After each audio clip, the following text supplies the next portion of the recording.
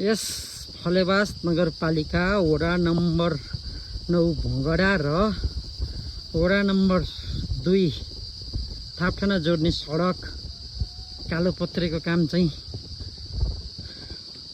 करिब अन्तिम चरणमा पुगेको छ है गाइज। ल हामी कालोखोलाबाट थोरै माथि उक्लेका छौँ। कालोपत्रे राम्रो भइरहेको छ। ल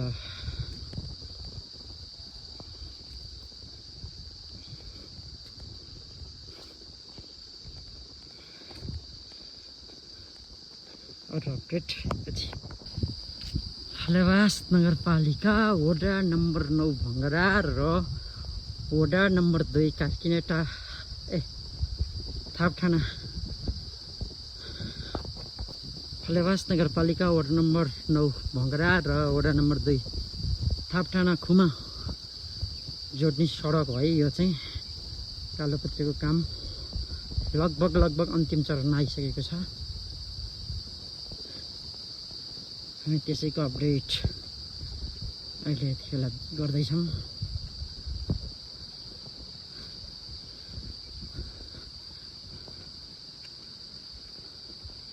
मेसिन चाहिँ यहाँ छ, सायद ब्रेक टाइम होला अहिले।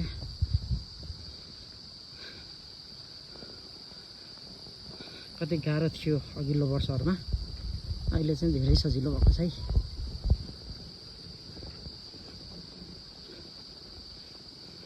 धन्यवाद।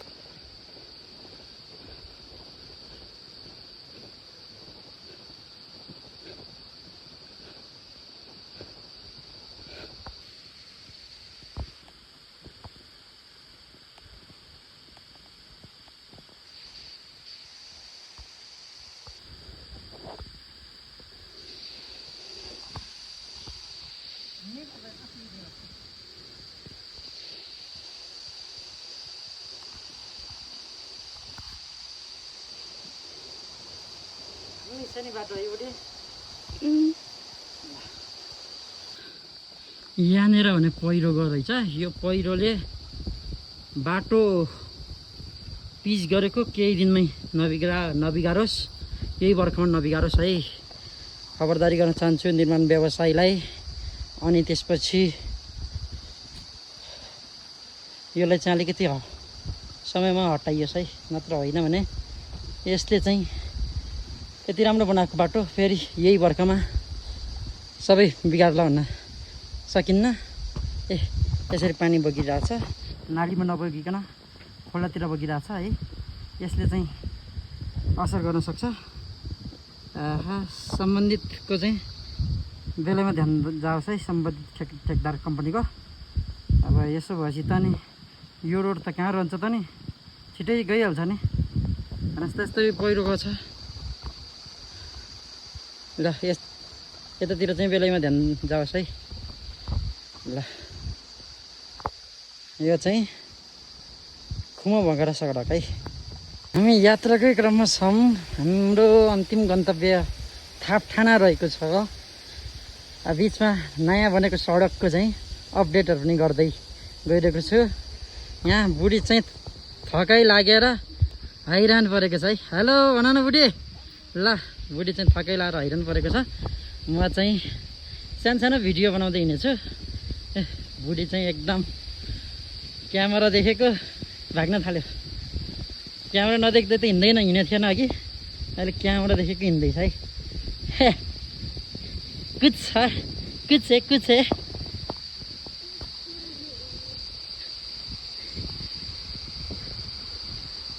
ल है हामी बुढाबुढी कहाँ जाने रे बुढी हामी? हटिया ल फलेवास नगरपालिका वडा नम्बर 9 भङ्गडा सडक। यहाँ चाहिँ धेरै गाडीहरू फसिन्थ्यो अनि पिच पनि धान्ने थिएन, त्यही भएर ढलान गरेको छ है।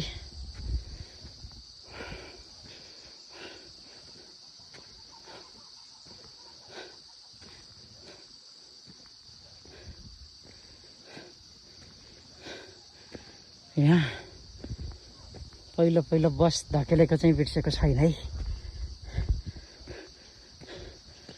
कति धकेलिन्थ्यो बस, ओहो त्यो 3 वर्ष बस्दा मैले नै अनुभव लिएको छु।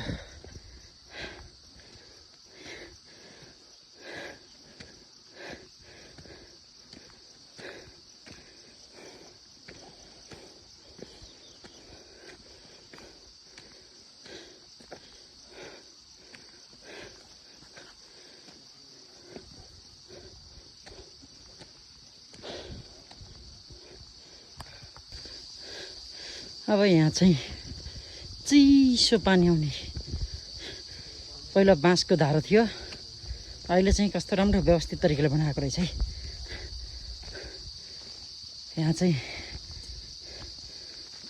चिसो तिर्खा मेट्ने गर्थ्यौँ हामी जहिले यो बाटो आउँदा। एकदम कल राम्रो चिसो पानी छ यहाँ चाहिँ। हामी रोड अपडेटमै छौँ। यो चाहिँ चिसो पानी खाने एउटै ठाउँ र यहाँसम्म चाहिँ ढलन, अलिकति अप्ठ्यारो बाटो थियो त्यही भएर यहाँ ढलन, अनि यहाँ चाहिँ पानी। ल धन्यवाद। ल है गाइज, म तपाईँहरूलाई देखाइरहेकै छु भङ्गरा खुमा सडक, जुन चाहिँ काला खोलासम्म पिच भएको छ त्यही सडक देखाउँदैछु। र कालो खोलाबाट वडा कार्यालयसम्म पनि बजेट विनियोजन भएको छ भन्ने सुनिएको छ। सम्भवतः त्यो पनि भइदिए राम्रै हुन्थ्यो र हाम्रो यो क्षेत्रको लागि यदि त्यो भयो भने सुखद नै हुनेछ है। ल हामी भङ्गरा खुमा सडकको अपडेट गर्दैछौँ।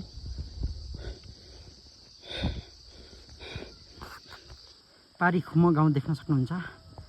अलिकति बोट बिरुवाहरूले गर्दा अलिक क्लियर त देखिएको छैन, बादल लागिरहेको मौसम छ। ल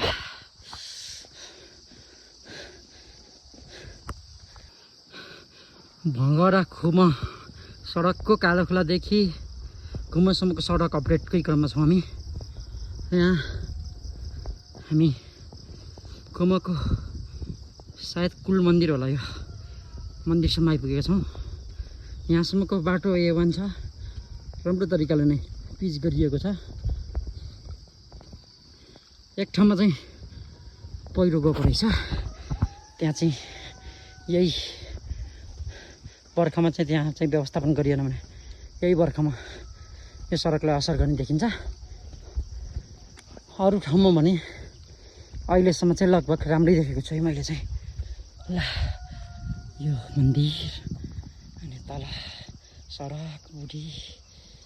ल सर हेर्नुहोस्, ल हाम्रो देश विदेशमा हुनुभएका भङ्गरावासीले हेर्नु होला गाउँठाउँको सडक कस्तो भन्दैछ।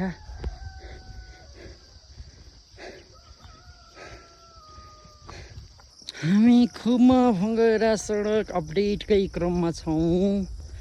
हेर्न सक्नुहुन्छ हामी कुल मन्दिर भन्दा अलिकति माथि आएका छौँ।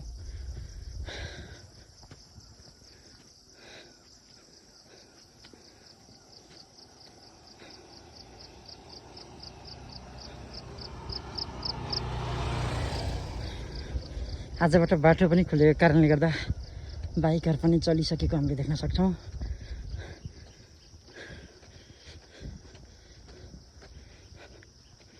ल है यता माथि चाहिँ उता माछकटेरतिर जाने बाटो, अनि यो चाहिँ हामी खुमा भङ्गडा सडक अपडेटमै छौँ।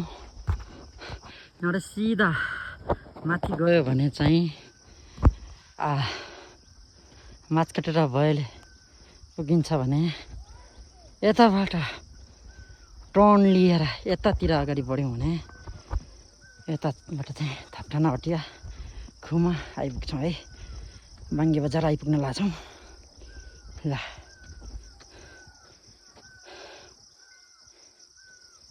खुमा गाउँ हेर्न सक्नुहुन्छ।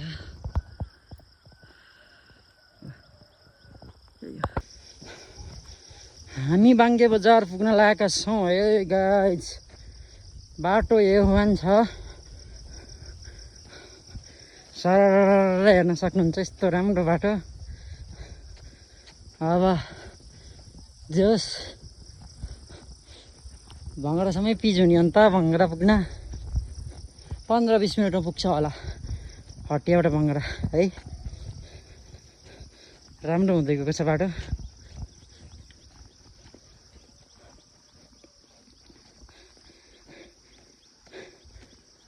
बाङ्गे बजार जाने क्रममै छ है त।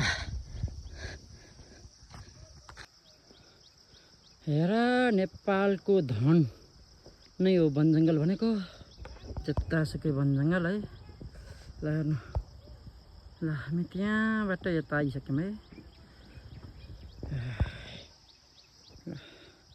कालोपत्रे सडक ठिक छ।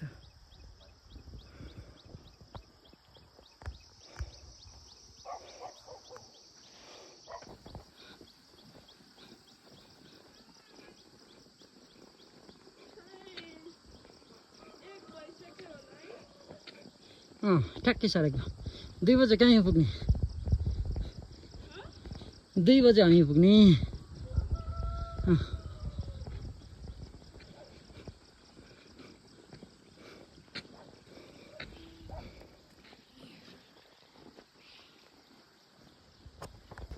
हामी चाहिँ अब बाङ्गे बजार आइपुग्न लाग्यौँ है गाइज। हामी यात्राकै क्रममा छौँ। अब बाङ्गे बजार आइपुगेछौँ अनि बाङ्गे बजार पछि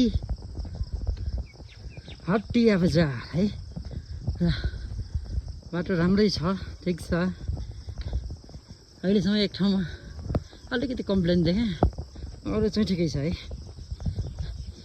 त्यहाँ चाहिँ निर्माण व्यवसायी जनप्रतिनिधि सबैले झकझकाउनु जरुरी देखियो।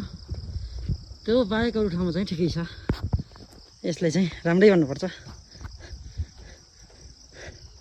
ल है बाङ्गे बजार आइपुग्नु।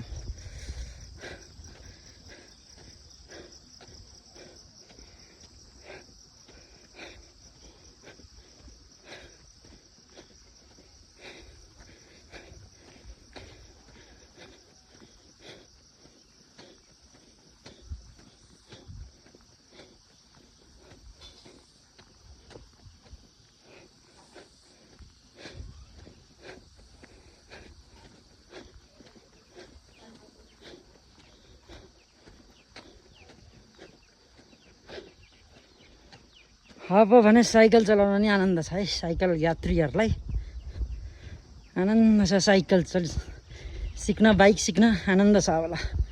बाटो पिच भएपछि ल बाङ्गे बजार।